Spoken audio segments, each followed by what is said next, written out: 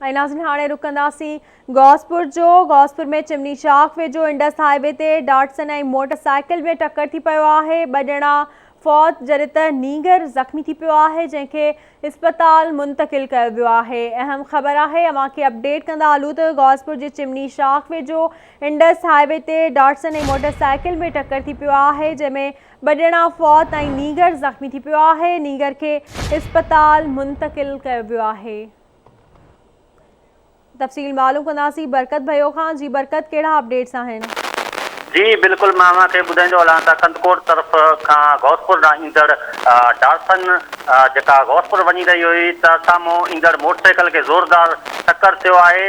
टक्कर लॻण जे नतीजे में दड़ी जा रहवासी आहिनि ॿ मीराणी बिरादरी जा, जेका पीउ पुट ॿुधाया पिया वञनि, जॾहिं त उहे थॾे ते फौत थी विया आहिनि। जॾहिं त उन सां हिकिड़ो नींगर आहे, उहो उन्हनि जो जेको आहे पुट पियो ॿुधायो वञे, उहो सख़्तु ज़ख़्मी थी पियो आहे, जिन खे इस्पताल मुंतक़िल कयो वियो आहे।